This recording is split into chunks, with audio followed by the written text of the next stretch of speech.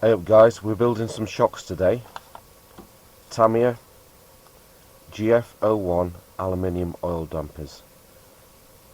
Got a product number here, OP1760. I think the part number is this one, 54670. So let's see what we've got in the bag.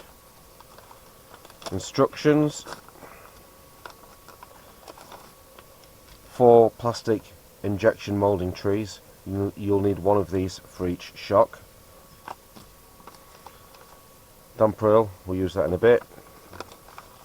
The shocks themselves, shock bodies. Hardware, so we've got shafts, pistons, mounting hardware and some spacers and the dreaded E-clips in there. And we've got some rubber parts here, so the seals or bladders if you like, some O-rings and spacers, and I think these are the rod guides as well. Right, so I'm going to open these. I'm going to use this shock stand, car building stand, to build them on. 1, 2.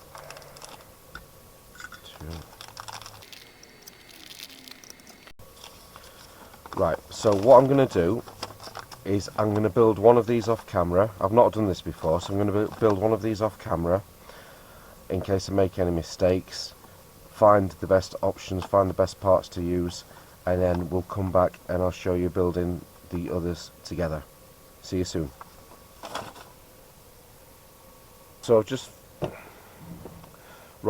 finished building this shock.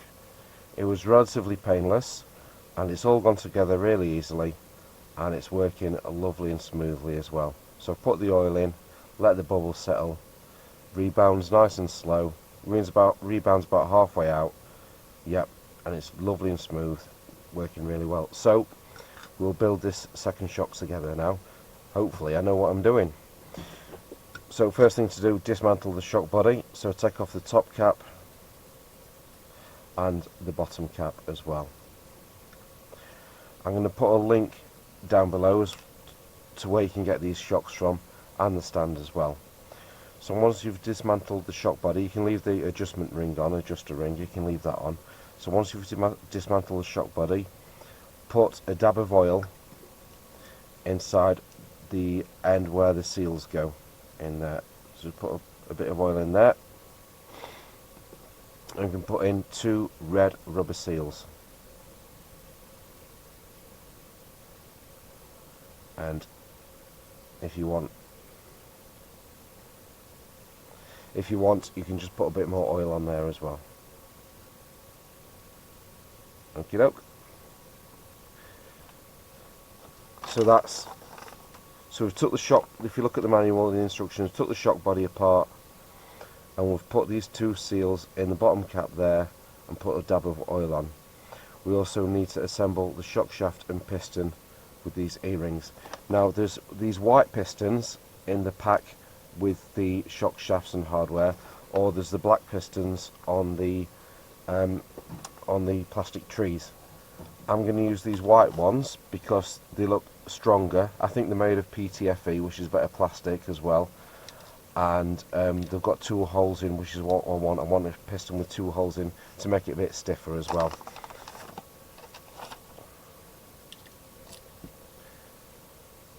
Get your shock shaft, get your E-clip, carefully put it on the end there.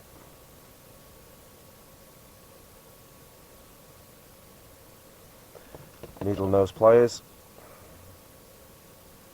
cross your fingers, a bit more. It's not quite settled on there, let's just push it on properly. There we go, that's on. Piston,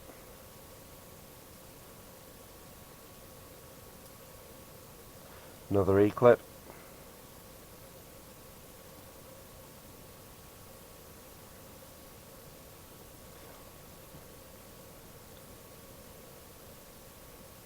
yep, I think that's on there now. Yep, that's on there nice and solid. Right, the manual also asks for a rod guide. There's these white ones here which I'm going to use because again I think these are PTFE and they're a bit tougher and they are smoother as well than the ones on the molding, injection molding tree. So put the rod guide on the end of the bottom of the shock body.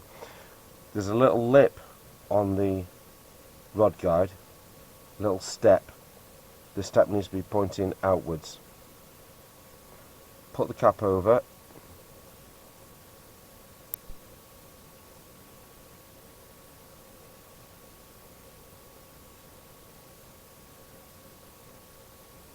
Careful you don't get it cross-threaded because these are very fine threads on these and it's aluminium as well. There we go. Put the cap on but don't tighten it up. Put your shock shaft in.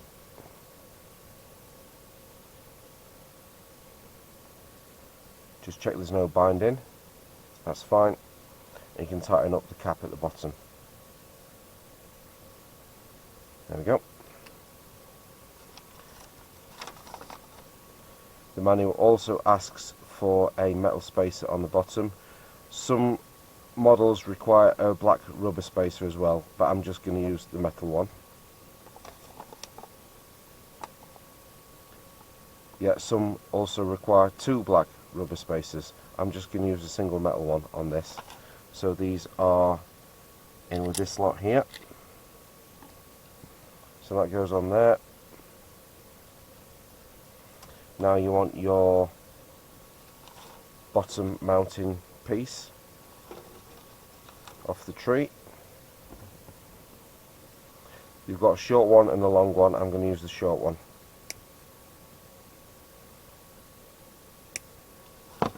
Cut that off the tree. Trim the flash off.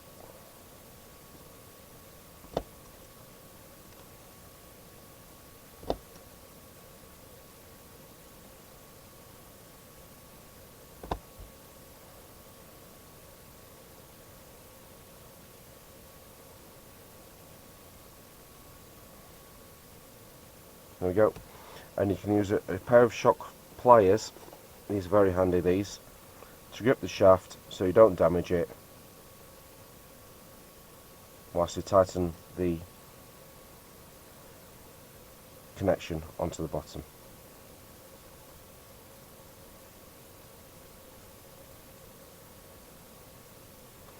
You'll feel it tighten up, you'll feel it get firmer as you're tightening it up. Don't over tighten it as you'll strip the thread. There we go. What's on there now? Oops. Yep, it's all working fine. Pop it in your stand. Fill it up to the top with damper oil.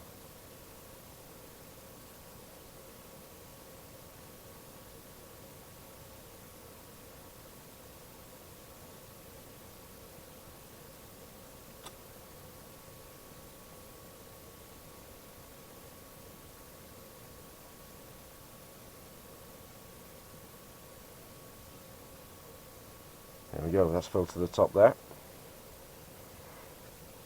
And once you've done that, you can slowly move the piston up and down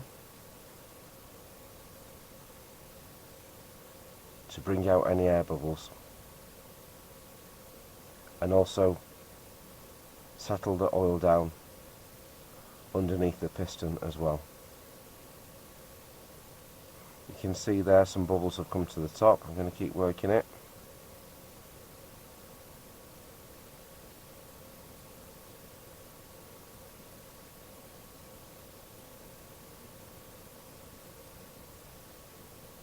Don't do it too fast as you just make more air bubbles.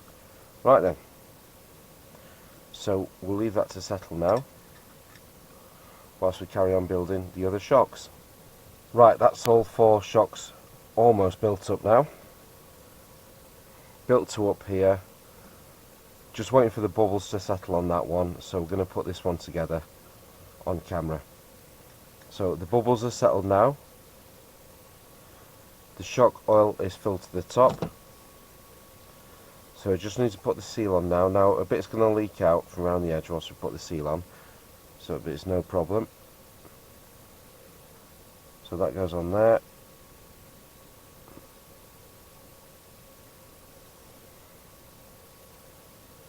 So I can wipe up this shock on now. Don't move the shock up and down until you've screwed the cap on now. So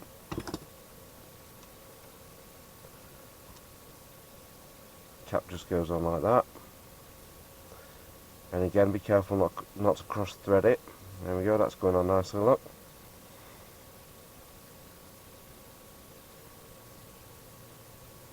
Screw that up nice and tight, clean it up.